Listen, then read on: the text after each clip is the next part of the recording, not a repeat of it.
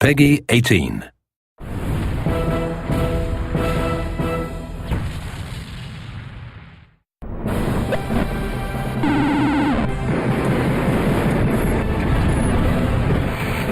are turning into monsters!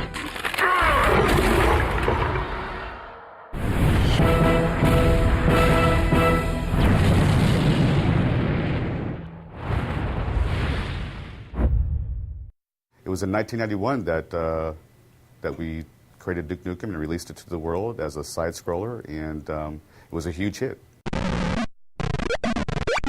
Our inspiration back then was comic books because we always felt like if you focus on the character, there's no end of stories.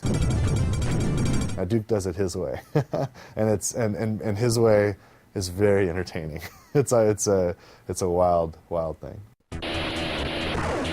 The original name for the game was actually called Heavy Metal, and the idea was to have sort of an anti-hero who was very much sort of a renegade in society and sort of, an ex-military guy who went rogue.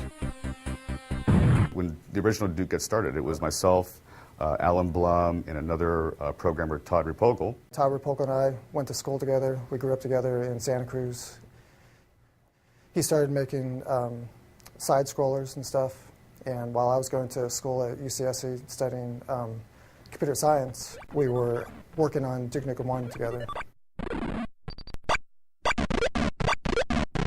There's a guy I'd like to, anytime I have an opportunity, I like to call him out. His name's Alan Blum. And Alan, he created Duke. He and Todd Repogel, back in 1991, 92, created the original 2D side-scrollers of Duke Nukem. And, great fun games. And he's the one guy that from the very first moment of Duke existing, all the way through till today, has been involved in the Duke projects. It's very childish. So it doesn't take itself seriously, It's, instead of trying to fit a formula or trying to do certain things, it just does stuff you want to do. Duke Nukem has always been about the character, and we were focused on that at the beginning. It was difficult to bring it out with the side-scrolling, simple technology in which we couldn't have voice work and so on. Actually, the voice started with Duke Nukem 2. At the opening cinematic, he says, "I'm back." Todd Repogel, the original Duke Nukem programmer, came to me and just asked about doing a voice because he wanted Duke Nukem to sound like, at least then anyway, sounded like a cross between McBain and Arnold Schwarzenegger. Those were my instructions, and I just said 2 words. I said, "I'm back." I am back.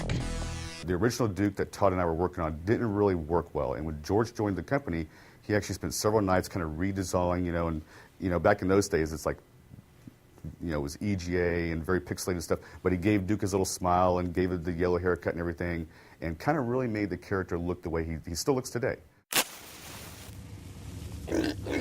What? Did you think I was gone forever?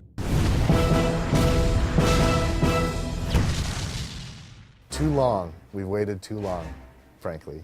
And I don't know if there's anything that could live up to the idea of 15 years of development, but this is absolutely a worthy successor and a worthy sequel to the game.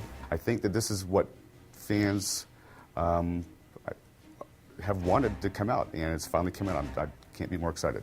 If you're a Duke fan, and especially you're one of the fans that hang out on the 3D Realms forums for all that time, refusing to give up, refusing to, give in to the naysayers or whatnot, you're going to have a blast with this because it is a hell of a lot of fun.